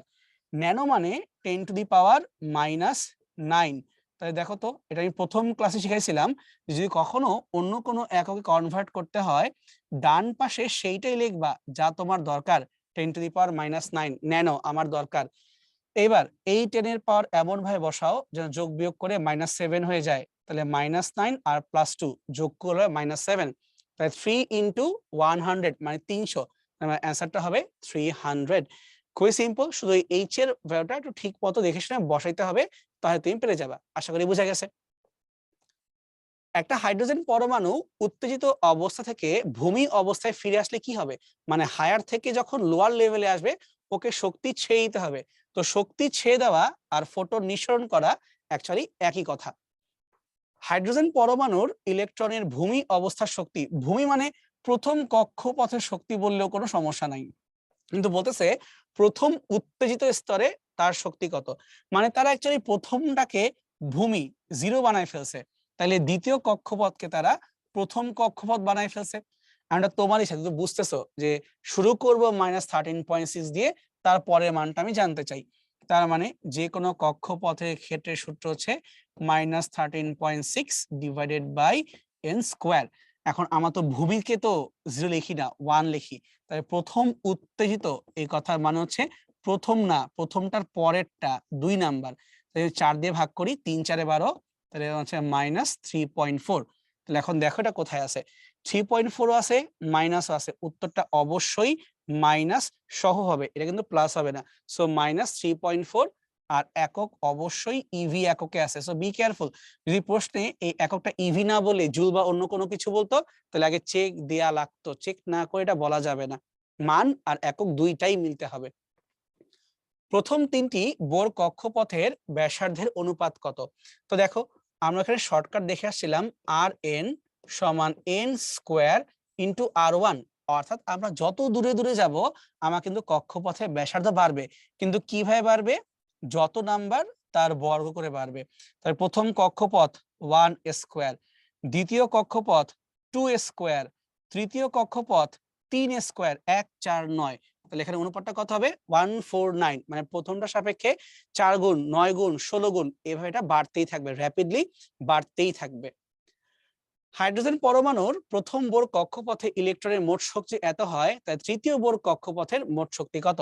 এটা ঠিক আছে, এখানে কোনো গ্রাউন্ড ফ্রাউন্ড গ্যাঞ্জাম পাকায় নেই। তাহলে টোটাল হচ্ছে -13.6, একে ভাগ করব তৃতীয় কক্ষপথ মানে 3² বা তুমি এখানে একে ভাগ করবা 9 দিয়ে, 13.6 ডিভাইড হচ্ছে 9। যে কাটাকাটি করতে চাও তাহলে কত হয়, 9 2 18 হবে না, সো 9 1 9 আর হচ্ছে বাকি থাকে, সো 1 পয়েন্ট সামথিং, চেক দেওয়ার দরকারই নেই, 3 4 4 1 1 পয়েন্ট সামথিং, তাহলে উত্তরটা এমনিতে হবে -1.5। আর তুমি যদি কাটাকাটি করতে চাও তুমি করতে পারো, সমস্যা নেই, কাছাকাছি যাবে, এক্স্যাক্টলি আসবে না বাট কাছাকাছি যাবে। উত্তর হচ্ছে -1.5 এর আশেপাশে। একটা ইলেকট্রন যদি E2 শক্তি স্তর থেকে E1 নিম্ন শক্তি স্তরে গমন করে, তার মানে ও কিন্তু হায়ার থেকে লোয়ারে আসছে, তা কিন্তু শক্তি রাখতে পারবে না, ওকে শক্তি ছেড়ে দিতে হবে। এই জিজ্ঞেস করতেছে তাহলে বিকীর্ণ শক্তির তরঙ্গ দৈর্ঘ্য কত হবে সেটা নির্ণয় করো। তাহলে আমরা জানি E = hf বা hc/λ। তাহলে বড় কোনটা, বড় হচ্ছে E2 আর ছোট কোনটা E1। E2 থেকে E1 এ আসছে যতটুকু শক্তির তারতম্য হবে সেইটি হচ্ছে hf, সেইটাই হচ্ছে hc/λ। মানে শক্তির পার্থক্যটাই তুমি তরঙ্গ আকার এখানে দেখতে পারবা। তাহলে ল্যামডা কি দাঁড়াচ্ছে?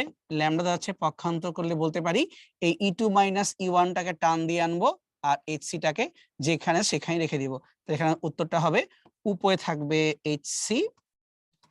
HC divided by E2 - E1। এই যে জাস্ট পক্ষান্তর করে দিলাম, হয়ে গেল। তাহলে খুঁজো এটা কই আছে। এই যে আমাদের হচ্ছে answer D, HC divided by E2 - E1। তাই দেখো হিসাব করে আমি থিওরি বুঝি তাহলে তো অঙ্ক এমনি করতে পারবো, মান তো আমার বের করার দরকার নেই, তাই তুমি বসায় দাও হয়ে যাবে। এগুলা কেন অঙ্ক এখন আসে না, তার রিজনটা হচ্ছে H এর মান বা C এর মান এগুলো খুব সুন্দর না। তোমাকে যাচ্ছে তাই মান দিলে তুমি যোগ বিয়োগ করতে পারবা ঠিকই, কিন্তু ওই অনুপাতগুলো করতে পারবা না। সো এই জন্য এগুলো এখন পরীক্ষায় আসে না, শুধু থিওরিগুলো এই বিষয়ে পরীক্ষায় আসে। ঢাকা ইউনিভার্সিটি 15-16 প্রথম বোর কক্ষপথের শক্তি -13.6 ইভি। দ্বিতীয় কক্ষপথের শক্তি কত? দ্বিতীয় মানে 2 স্কোয়ার বা 4 দিয়ে ভাগ করব। তোমাকে সম্পূর্ণ ভাগ করার দরকার নাই, তুমি চিন্তা করো 4 আর 13 মিনিমাম কত হবে? 3 4 12, 3 তো হবে, 3 একটু বেশি হবে। তাহলে দেখো তো উত্তরটা 3 আসে কি আছে? এই যে একটাই উত্তর আছে 3 এর আশেপাশে, তাহলে কাটাকাটি করলে এটা -3.4 হবে। তোমার এক্স্যাক্টলি করার দরকার নেই, কমন সেন্সেই উত্তর পেয়ে যাবা। সো -3.4, কিন্তু এককটা বি কেয়ারফুল, ইভি, তাই ঠিক আছে। অন্য কোনো একক দিলে এটা হইতো না। কোন পরমাণু থেকে নিঃসৃত বিকিরণের তরঙ্গ দৈর্ঘ্য বা ল্যামডা দেওয়া আছে। যে দুইটি শক্তি স্তরের মধ্যে এই বিকিরণ হয় তাদের শক্তির পার্থক্য কত? অ্যাকচুয়ালি যে কোনো শক্তি বা শক্তির পার্থক্যকেই আমরা HC বাই ল্যামডা অথবা HF দ্বারা লিখতে পারি। তোমাকে এটি জিজ্ঞেস করতেছে এই ল্যামডার জন্য ওই এনার্জির মানটা কত বা এনার্জির ডিফারেন্সটা কত। তো এখন বসাইতে হবে। H এর মান আমরা জানি 6.6, কিন্তু লেখার আগে এটা সবসময় খেয়াল করবা ল্যামডার মান কি দেওয়া। 3315 আগে লিখে নেই, 3315 10⁻⁻10। এবার চিন্তা করো একে ডাবল করলে কি হবে? 6630, তার মানে 6.626 লিখবো না, লিখবো 30, নিচের সাথে মিলায় লিখবো, তাই চিন্তা করতে ইজি হবে। ইন্টু 10⁻34, আর আলোর বেগ এটা মুখস্থ 3 × 10⁸। ঠিক আছে, এখন কাটাকাটি করতে পারবো কিভাবে? খেয়াল করো, যদি আমরা চাই এই 6630 এটাকে এইভাবে লিখতে পারি, 6630 ডিভাইড বাই, একে একটা দশমিকের জন্য একটা এক আসলো, তিনটা ঘর তাই তিনটা শূন্য আসলো, আর 3315 ঠিক তার নিচে তুমি বসায় দাও। এখন বাকি যে সংখ্যাগুলো ছিল এই 3কে রাখলাম, একটা কাজ করি পাওয়ার গুলাকে এক করে ফেলি।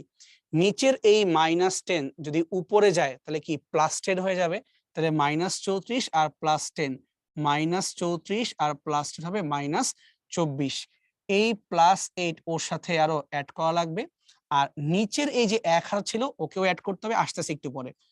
3315 এটা সুন্দর 2 দিয়ে কাটাকাটি হয়, 2 আর 3, 3 2 6 হয়ে গেল। এখন উপরের 3 শূন্য যদি উপরে আসে এই নিচ থেকে উঠে যায়, তো এই 3 শূন্য কিন্তু উপরে গেলে যোগ না উল্টা বিয়োগ হয়ে যাবে। তাহলে তোমার এখানে কত থাকতেছে? এই 24 থেকে আরো 3 বাদ দিয়ে দিব, -27, আর তোমার আছে +8, তাহলে তোমার আছে কত? 10⁻⁻19 এত জুল। সো এটা হচ্ছে আমাদের জুল এককে। কিন্তু দেখো প্রশ্নে সব ইভি ইভি দিয়ে রাখছে, সো চেক দেওয়া লাগবে যে এটাকে ইভি করলে কত হয়। ইভি করব কিভাবে? এই মানটাকে ভাগ দিব ইলেকট্রনের চার্জ দ্বারা, 6 × 10⁻⁻19 ভাগ দিব ইলেকট্রনের চার্জ 1.6 10⁻⁻19, 19 বাদ থাকলো উপরে 16 আর নিচে 1.6। আচ্ছা, তাহলে 6 আর 1.6 তুমি কি করবা? যদি 16 নামতা পড়ি, 4 16 64, তার মানে অনুপাতটা করলে 4 তো পাবো না, 4 এর চেয়ে একটু কম পাবো, একটু তো বোঝা যায়। তা দেখো 4 এর চেয়ে একটু কম কি আছে? 3.75। সো আমাদের অ্যান্সারটা এটা হওয়া উচিত, কিন্তু তারপরও যেহেতু কোনোটি নয় দেওয়া আছে, বেটার তুমি একবার এটাকে মুখে মুখে করে দেখো আসলে কি তাই হয় কিনা।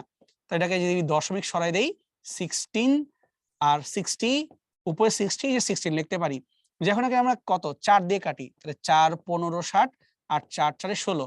হ্যাঁ ঠিক আছে, কাটলে এক্স্যাক্টলি আসলেই 3.75 এমনটাই হয়, এক্স্যাক্টলি হয়। সো ঠিক আছে। আর যদি অ্যান্সার 3.3 হইতো আর দিছে কোনটি নয়, তাহলে সমস্যা আছে। তুমি এরকম অঙ্ক যখন সলভ করবা, অপশন দেখে সিদ্ধান্ত নিবা যে কোনটা করা বুদ্ধিমানের কাজ। সামনে আগানো যাক। একটি হাইড্রোজেন পরমাণু উত্তেজিত অবস্থাকে নিম্নতম শক্তি স্তরে আসলে যে ফোটনটা নিঃসরণ করবে তার তরঙ্গ দৈর্ঘ্য কত হবে?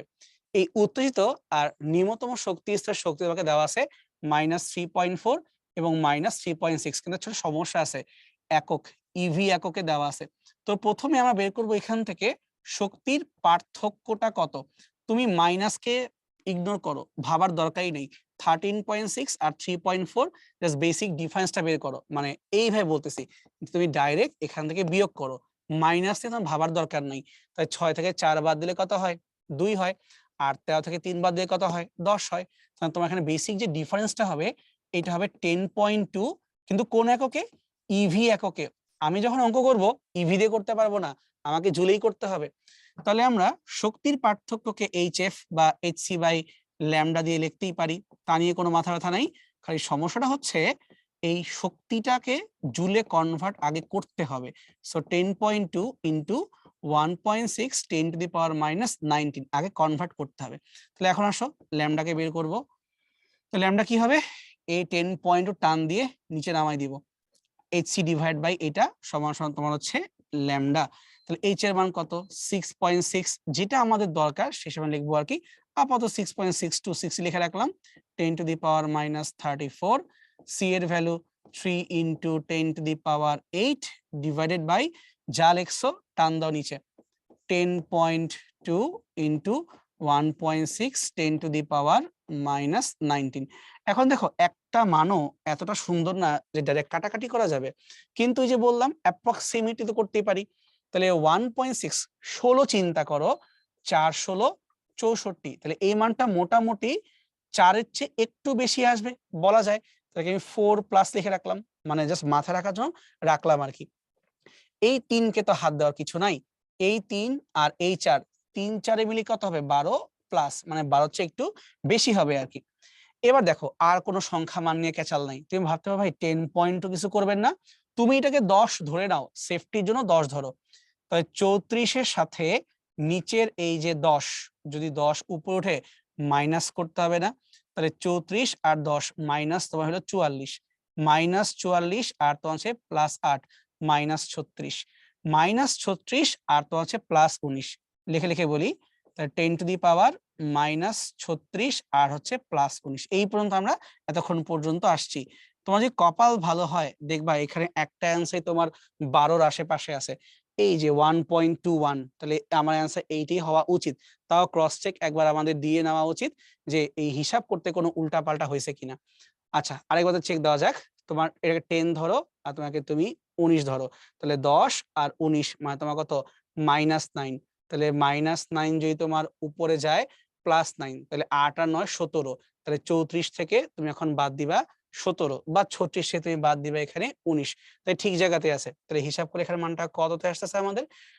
যে 20 হইতো, তাহলে 20 দিয়ে বিয়োগ করে 16, কিন্তু আরেকটা বেশি 17, তাহলে 17 আসতেছে। বাট এখানে তো উত্তর 1 পয়েন্ট দেওয়া, কিছু উল্টা পাল্টা হচ্ছে মান, এটা বিশ্বাস হচ্ছে না। এটা কাজ করি, খেয়াল করে চেক দিই, কারণ এমনও হতে পারে যে এখানে মান মিসিং আছে, ইম্পসিবল তো আর না। আচ্ছা তাহলে এইচ এর মান বসাচ্ছি এখানে আমরা 06, মানে 6.626 পাওয়ার মাইনাস 34 ইন্টু সি 3⁸8। এখন এটাকে ভাগ দিতে হবে আবার, ডিফারেন্স 10.2 ইন্টু 1.6 পাওয়ার মাইনাস 19। যে কাটাকাটি করি, হ্যাঁ সো ঠিক আছে, এই 1.2 এটা আসে 1.21 10⁻⁻7 এটাই আসছে, ঠিক আছে। চলো সামনে আগাই।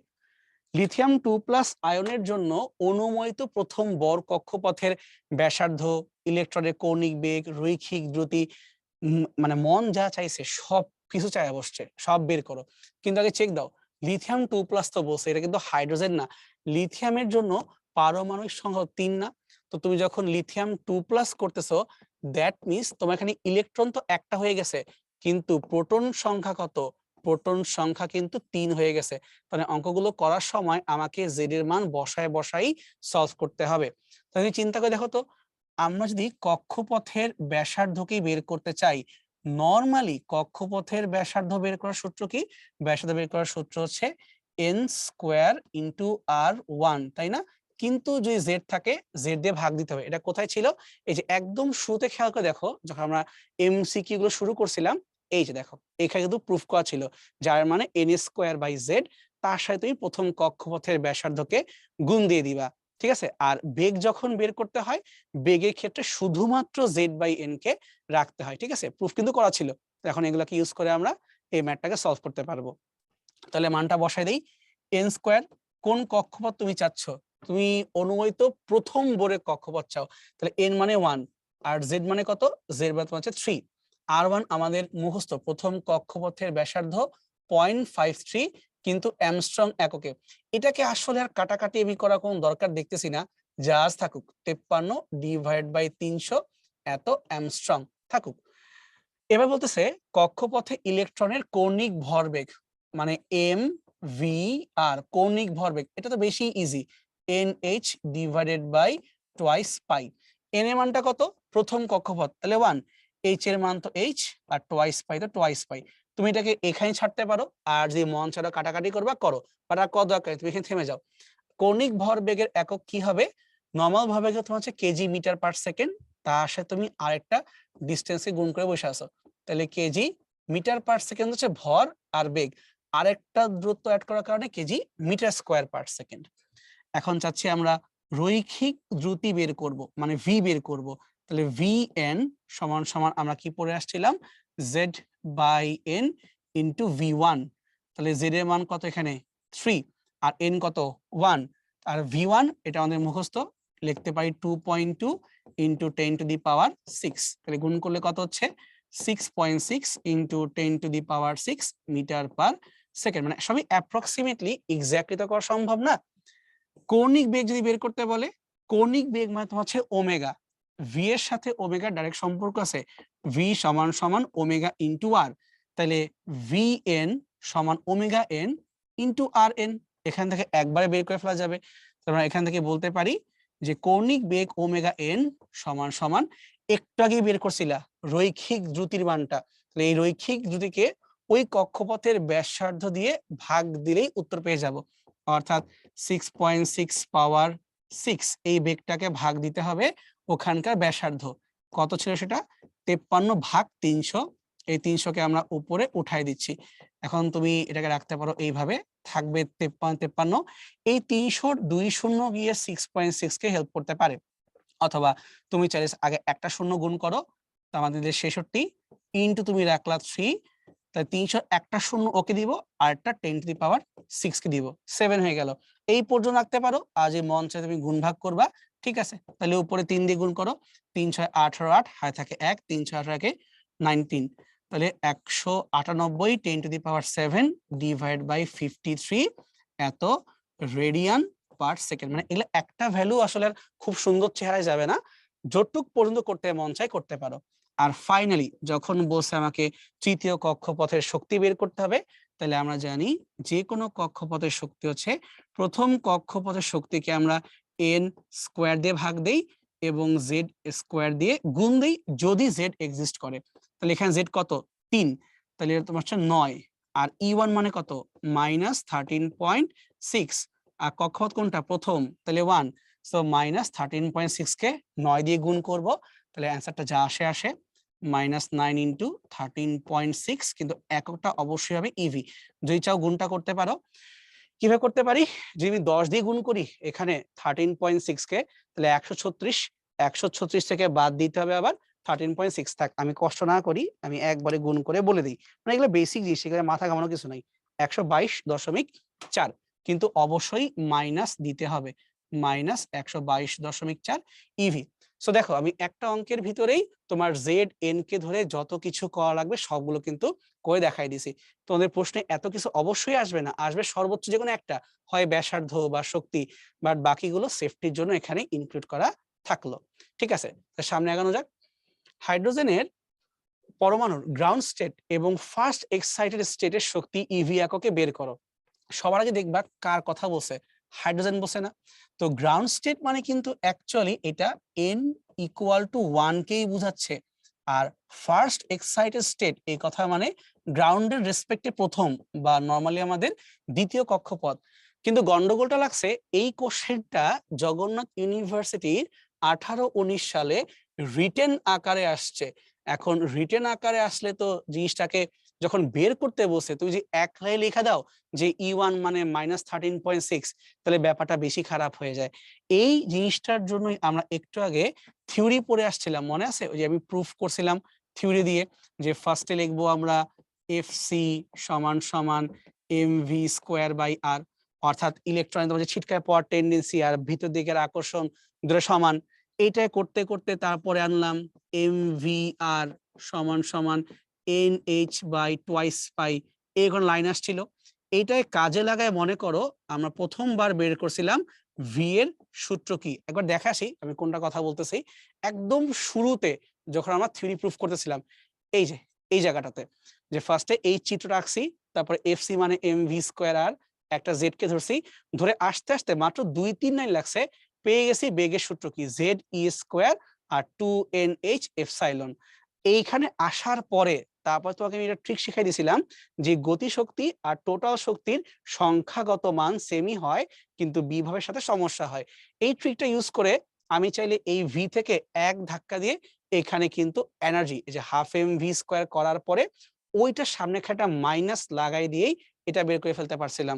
তো তোমার জন্য পরীক্ষায় অন্তত এই 3 লাইন আর ওইখানকার 2 লাইন, এই 5 লাইন মনে রাখলে ভালো হয়, কারণ তুমি মনে রাখতে পারলে ডিরেক্টলি এখান থেকে এই ই এর মানটা বের করে ফেলতে পারবা, বুঝছো? তাহলে এই লাস্টের লাইনটা ছিল, একটু মনে রাখার চেষ্টা করো, mz² আর r দিয়ে সব স্কোয়ার, ঠিক আছে? তাহলে এই হাবিজাবি গুলা করবো আমরা, একটু সামনে আগাই, আসুক, কই গেল পেজ, এই যে।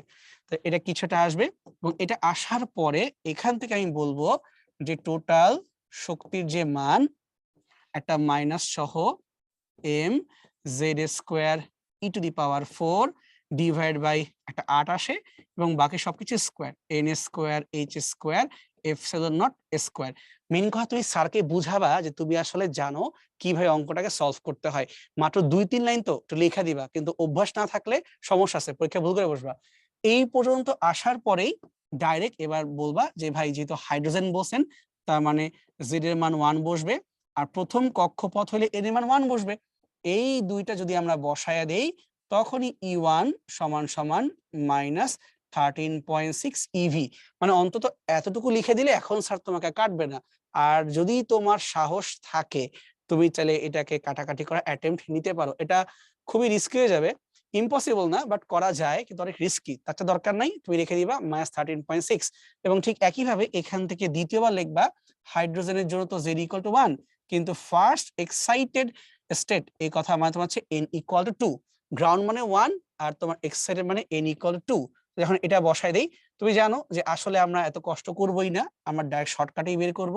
তাহলে E2 সমান সমান একটু যে মানটা আসছিল -13.6 / 2 স্কয়ার, তাহলে -3.4 eV, এবং আমরা কিন্তু ইভি এককেই বের করতেছি। আরো সুন্দর হয়, ধরো তুমি যদি থিওরিও ভুলে যাও কিন্তু তোমাকে শর্টকাট গুলা মনে আছে, তুমি শর্টকাট লিখবা, লেখার পরে একটা গ্রাফ আঁকে দিবা। যদি এমনটা হয় আর কি তুমি এই ভুলেই গেছো, এই গ্রাফটা কেন এঁকে দিচ্ছি, কারণ এটা একটা এমসিকিউ আর তোমার আপাতত এখানে ব্যাকআপ। সেটা হলো ওয়াই অক্ষে যে কোনো কক্ষপথের শক্তি আর এক্স অক্ষ হচ্ছে কক্ষপথের মান 0 1 2 3 4, এভাবে যদি আমরা বসাই তাহলে গ্রাফটা দেখতে কেমন হবে, মানে বিভিন্ন কক্ষপথের সাথে শক্তির সম্পর্কটি কিরূপ, যে গ্রাফটা আমাকে আঁকতে বলে সেই গ্রাফটা কেমন হবে। মনে রাখবা কক্ষপথ তো আর 0 থেকে শুরু হয় না, কক্ষপথ 1 থেকেই শুরু হয়, মানে প্রথম কক্ষপথ দিয়েই শুরু হয়। তো যখন প্রথম কক্ষপথ n=1 তখন এনার্জি কত, নিচে নিচে বলতে এই যে -13.6, তার মানে প্রথম কক্ষপথের এনার্জি -13.6, দ্বিতীয় কক্ষপথে -3.4, তৃতীয় কক্ষপথে আরো ছোট। তাহলে আমি যেরকম অনেকগুলো ডট ডট ডট দিয়ে আঁকা শুরু করি তখন দেখা যাবে যে এই গ্রাফটা ঊর্ধ্বমুখী, কিন্তু সমস্যা হচ্ছে ঊর্ধ্বমুখী হইলেও এটা এক্স অক্ষকে কখনোই টাচ করবে না, কিন্তু খুব ক্লোজ হয়ে যাবে। সো বিভিন্ন কক্ষপথের জন্য বিভিন্ন মান, প্রথমে -13.6, -3.4, এভাবে কমতে থাকবে, কিন্তু এই বলে এক্স অক্ষকে টাচ করতে পারবে না। এবং পাশে এটাও লিখে দিবা যে ওয়াই অক্ষে এই মানটা আমরা ইভি এককে নিয়ে রাখছি। সো এটা একই সাথে তোমার এমসিকিউ হয়ে গেল, আবার তোমার যদি পরীক্ষা খাতায় গন্ডগোল লাগে ব্যাকআপ এঁকে দিবা, মানে যত বেশি এক্সপ্রেস করবা তত বেশি তোমার জন্য বেটার। এই হুবাহু সেম টাইপের গ্রাফ আমরা মহাকর্ষ চ্যাপ্টারে বিভবের মধ্যে দেখে আসা কথা, -gm/r, তাই না? কারণ এখানে আকর্ষণ হয়, ঠিক এখানেও কিন্তু আকর্ষণই হচ্ছে প্রোটন আর ইলেকট্রনের মধ্যে। এজন্যই বলছিলাম স্যাটেলাইটের যে সূত্র আর এখানে ইলেকট্রনের যে সূত্র এদের মধ্যে বেসিক ফান্ডামেন্টাল মিল আছে। তাহলে মোটামুটি আশা করা যায় যে যা কিছু বলছে তখন পর্যন্ত তোমরা ধরতে পারছো। ঠিক আছে? তাহলে আমাদের ক্লাস আজকে এই পর্যন্তই ছিল। রিকোয়েস্ট একটাই, যেহেতু ক্যালকুলেটর নাই, বাসায় অ্যাপ্রক্সিমেটলি করার জন্য বেশি করে অভ্যাস করবা। তাহলেই চলবে। ওকে? তাহলে আজকের মতো এখানেই শেষ। বিদায়।